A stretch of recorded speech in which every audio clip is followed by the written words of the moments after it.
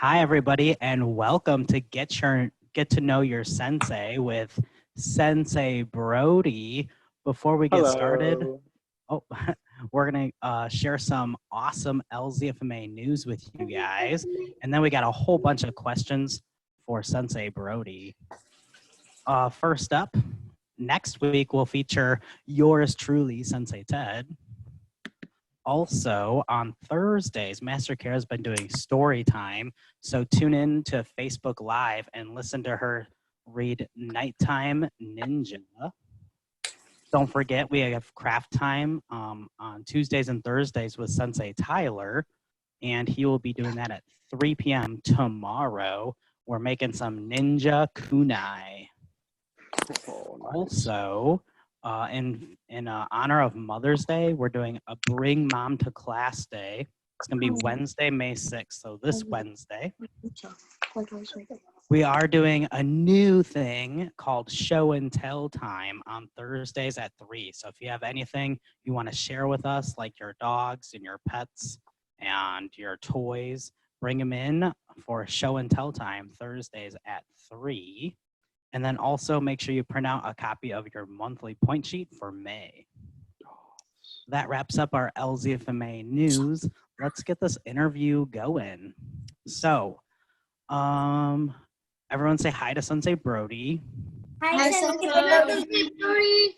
Hi, guys and girls. So we have been dying to ask you all sorts of questions. I've been talking about this for weeks now. And we're so excited to finally be here to ask you all these good questions. So first up, I think I want to ask you is, when did you start training? Yeah. Oh, so I started training right after my 9th birthday. So my birthday's in March, and it was like, I think, beginning of May, mid-May of after my 9th birthday that I started training.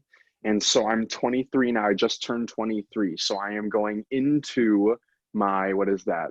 That is going into my 14th. I just finished my 14th year of training, and so I'm going into my 15th year. I was a little bit later of a start than like Sensei Brandon. Now he started when he was like 6. I got a little late start. I was 9. It took me 3 years to convince my parents. I was 6 when my best friend showed me, at the time, my best friend showed me a book, and it was a picture book, and it was how to do a front snap kick in Taekwondo. And I just remember seeing that book and reading through it and just practicing the kick and wanting to do it. And I asked my mom, and she was hesitant because like she didn't want me, like she had the idea that Taekwondo was about fighting, and so she didn't want me to get into it. But finally, when I turned 9, I was like, Mom, I still want to do Taekwondo. And so she finally broke and she let me join. And I just fell in love. And she loved it because she learned that it's less about fighting and more about control. Wow, so Brody, you've been training so long, like longer than a lot of us have even been alive. Yeah, that's a weird thought. I guess that's true, yeah. That is incredible. Let's see. Brody, what belt are you? Like what? Tell us about your belt. Tell us about your rank. Tell us about like the degrees on your belt. Like how hard you had to work for that belt. I love talking about black belts. So I am a 3rd degree black belt. And so what that means is when you're a red belt and you're going for your black belt, it's considered you're going for your 1st degree black belt. And that's kind of all about like the knowledge, the skills. Do you have the knowledge and the skills of a black belt, right? So I tested for my 1st degree black belt and got it. Yay.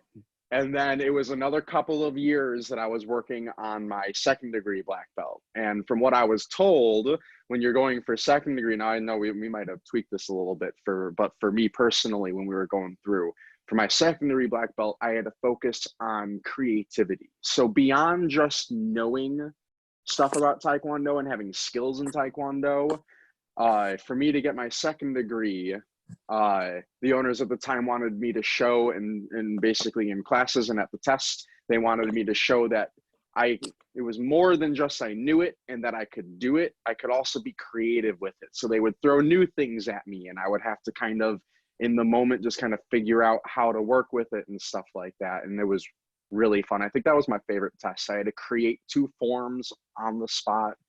They blindfolded me and had people attack me while I was blindfolded. It was so much fun. And then my 3rd degree test, they wanted me to focus on flow. And so they're like, okay, you have all the knowledge and the experience and you got the creativity going. Now we want to see it just all connect and flow. And so that's really what I had to work on. And it was not easy any of the times. It definitely is a lot of work to keep going through the ranks once you get to black belt, because it's not as cut and dry as, hey, here are moves that you have to learn. Here's the self-defense you have to learn. Once you've got that all good, you're going to be ready to promote. Now it was going into like the thinking side of Taekwondo. And it's like, okay, you have all this knowledge, but now show us that you can do things with it and like make it your own. So that was really the toughest part with martial arts. But like, once I kind of got that down and understood that like, if something worked for me better, I could do it that way as a black belt. It really helped me advance in my understanding of martial arts and like in my abilities to like kind of know like what my abilities are with martial arts, what I wanted to continue to achieve through martial arts for myself. Because even though I'm a black belt, I'm not done learning. I still have a lot of learning to do. And I think that's my favorite part, is you're never done learning in martial arts. You're never done. Black belt isn't the end. It's just the beginning of my martial arts career. Yeah, there really is no end goal for martial arts. And I really like what you said about, you know, you had to connect all the dots, because that's really hard in martial arts. There's, you know, so many things that we do between punching, kicking, blocking, ground fighting, throwing. There's just so forms. There's so much stuff. And really the hard part is connecting it all and putting it all together, you know? So that was Absolutely. that was a really good answer. So what got you to start martial arts is a question, I think. Like, why martial arts? Why not like soccer or baseball? Like, what's special to you about martial arts? All right. So I mentioned that book earlier. So like when I was 6, my friend showed me that book of how to do a front kick. So I fell in love with that. But really what set aside, because my parents, when I was growing up, they wanted us to try a whole bunch of different sports. Like I did a year of soccer. I think I did like 4 or 5 years of baseball. I've done volleyball. I've done so many different sports over the years. But when I got to Taekwondo and I trained in Taekwondo, it was so different, because like with a sport, it's all about the game. It's all about winning that game, working with your teammates to win the game, right? In soccer, you have to score more points than your opponent. In baseball, that's pretty much all it is. You have to score more points than your opponent. And when I got to Taekwondo, it was still a sport in the sense that you had to work hard, you had to challenge yourself. It's very physical, but I liked that there wasn't that constant demand to win. I really liked that. I liked that it didn't matter whether I was the best or the worst. It was just me learning martial arts to the best of my ability. And I didn't have to feel like I had to compare myself to everybody else around me. I was able to just do my best. And I really, really loved that. Obviously, because I kept going. I'm still going with Taekwondo. I quit the other sports once I really got into Taekwondo, because I really wanted to dedicate my time into it. And I think it's paid off, because I still get to train and I still get to do Taekwondo, and it's my favorite thing in the world. I'm such a nerd. I still practice my forms near every single day, white belt to my highest belt form. Wow. So you really enjoy doing martial arts, obviously. Otherwise, you wouldn't have made it this far. Right. I know you mentioned forms just now. What is your favorite thing to do in martial arts? Like, there's so much stuff. It's hard to pick. There really is. There really is. What do you think would be like your go-to? So I'm going to put teaching out of this category, because teaching is my passion. Like I love, love, love to teach. Like that's definitely, but I'm going to kind of take that out, because it's kind of like different. It's not really part of this equation. So I'd say, I have to say forms. I have to. I'm such a nerd for forms. I love the history behind them. I love the tradition behind the forms. Like the fact that I can walk outside and practice Kiban and be like, hey, someone did this 2,000 years ago and they were practicing outside too. Like I love that. It's so special to me that I get to know and practice these moves that have been around for thousands of years. And I get to just keep practicing them, and I get to keep that tradition alive, and I get to honor the people who created our martial arts. And it's really good practice too. Like the better you are at a down block and a punch, the better you are at everything else, because that's like the basis. You have to block and counter. So I think I've said that in classes before during mat chats. It's like your forms teach you self-defense, even though you may not notice it, you know? It's definitely forms, especially definitely. good right now with the quarantine, because forms are very like solo. You do it on your own. Yes. Well, I mean, there's a benefit to doing it in a group for like staying together and whatnot. But I would say overall, the skills are definitely invested for forms and being able to do it by yourself. Yes. No, that's a really good point during quarantine. Forms are a fantastic way to stay on top of your martial arts training, because like you learn them. And the way I go through forms is I don't just do the moves. I do the moves and I pretend I'm actually doing them on someone. So like with Kiban, here, I'm going to stand up and show you guys. So like with Kiban, like you got that first move, and I always imagine someone coming to attack me from this way. So I have to turn and I have to block and strike real quick, right? And like, that's how I go through my forms, even all the way up to my black belt form. I imagine there are people attacking me and I am doing my form as the way to defend myself. And it helps to like kind of get in your mind that those are things that can happen, you know? And like, especially during self-defense, when you get higher up in the belts and get to sparring, it just helps when you have that creative mind going on. 100%, Brody. I want to open this up because I feel like I'm taking over a lot, and I think these guys might have some questions for you. Why don't you guys raise your hand so we don't all talk over each other? But I would love to get some questions from Brody's fans. Absolutely. Don't hold back. It can be outside of martial arts too. Like, I don't know, I was right before we like actually started. Yeah, showing totally. off You guys, you can ask anything, martial arts or not martial arts. If you want to ask him what his favorite ice cream flavor is, that is totally fine. Raina, what you got for us? Why do you like forms the best? Why do I like forms the best? They're just, I mentioned it, it's the tradition. Really, I think the thing that I really love about forms, and it just blows my mind, is I can walk out and do Kiban, and that's something that people were doing on this earth 2,000 years ago. Like, that is so ancient, and the fact that I can do that, it's just like, I don't know, maybe I'm just a nerd, but it's so cool to me that I get to practice such an ancient form. Let's go with Dylan. Did you ever go on Tower of Terror? If so, what was it like for you? Did I ever go on what? The Tower of Terror. The Tower of Terror. Oh, in Disney World? Mm-hmm.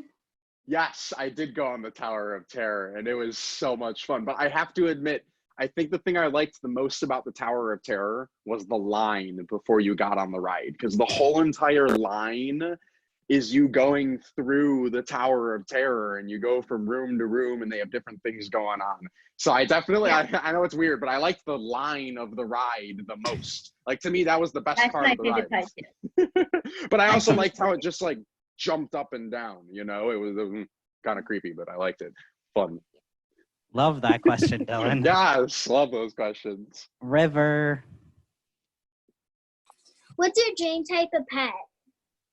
My favorite type of pet? Where's my Missy? I think I have my Missy downstairs. He already has his dream pet. Yes, I already have my dream pet. Her name's Missy. I'm going to bring you guys with me upstairs. We're going to find her. I'll show her off a little bit. Where is she? Missy girl. Wow, I feel like we're in a tour guide. Home from work, right? So this is my favorite pet. Her name's Missy. Say hi, Missy. Hi, Missy. Hi, Maybe we guys. should interview the dog too. We Oh can my like goodness. ask the dog questions. Missy, what is your favorite color? My favorite color Probably is white. because I'm white. So this is my favorite pet ever. We got her as a rescue. She wasn't treated the best when she was newborn. So she has no teeth anymore, but it makes her tongue fall out on the side of her mouth there. Hey, hi. Hi, guys. How you doing? That's my favorite pet. Good question. I like that. I think I saw Robert had a question. Gosh. I have a comment and a question. My comment is that for the first 2 years of my dog's life, he was treated not well. Yeah, I know that's a common thing is like people, they don't treat their animal well. And then after a year or two, they bring them to the shelter. But that's so awesome. Like, I love being able to rescue dogs. Like, I think that's awesome that you guys did that too. I didn't really get him from a shelter. It's that he was a pit bull, so that nobody really wanted him, so they mistreated him, and then my dad just Oh. took him out. Yes, actually, my brother and sister-in-law just adopted a pit bull who was in a very similar situation. Nobody wanted him, and he was being she was being mistreated, and so they rescued her. Yeah, oh, that's awesome. Pit bulls are really sweet dogs, right? Yeah. Like everybody, there's this like One stigma good that stuff. pit bulls are vicious and mean, but that's not true. It's the people who raise the pit bull. If you have a good-hearted family raising a pit bull, it's gonna be a kind dog, you know? Yeah. Oh yeah. My dog's Oh afraid yeah. of the cat. You think that's Yeah. vicious? Right. My cat's big. exactly. Cats can be really vicious. Yeah. Robert, did you for us? Question? What was your comment? What's your question? Oh, sorry, I forgot. No, you're fine. No worries. My question is that what was the name of your first dojo that you went to? Lake Zurich Family Martial Arts. I started there when I was 9 and I have not left. I love this studio. Like, obviously I'm biased, right? Because like I work there and I've been a student there, but really there's no studio like it. Like, as a student, when I was growing up in it, I was getting bullied a lot in school, and my instructor really, like, he saw that, and so he gave me tough love, and he taught me not to care what other people think about, and it's really just what I care. It's like I got a lot of self-esteem from there. I learned to stand up to my bullies from that. Really, I owe everything to Lake Zurich Family Martial Arts. They've given me everything, and so I love it. Could not imagine being somewhere else. Kristen, did you have a question. I like that. question? No? Okay. Okay. Just making sure. I saw you raise your hand on the feature. Gosh, I see River over there. Let's get one more from River. What was your name of your first sensei at martial arts? My first sensei was, so I guess I'll give 2 answers to this. The sensei who taught my very first class was Sensei O'Connell, Mr. O'Connell. He's still teaching at the studio. He taught me my very first class. But my first, like, I guess you could say, like, sensei was Master Andrews. He was the guy who owned the studio. He actually opened LZFMA, and so he was the master at the time of the studio when I started martial arts there. Nice. Yeah, it was Mr. O'Connell who gave me my first lesson. All right, everybody. I think that is going to wrap up our interview of Sensei Brody for today. Did everyone have a good time? Yeah. It's really cool getting to know your senseis Yeah. on a deeper level beyond just punching and kicking each other, even though that's the best part. It's also good to know about them and their lives and for them to learn a little bit more about you guys as well. So thank you so much for tuning in and hearing what Brody has to say. He loves sharing with you guys, and he loves when you guys share information with him also. Like when he got to learn about Robert and Dylan's pit bull and everybody else's stories. So we really appreciate that, guys. Thank you guys. It was really awesome to see people here. Thank you, everybody. Thank you. Thank We'll see you in class tonight, Yes, have fun in class. Bye, If it's guys. at night, guys.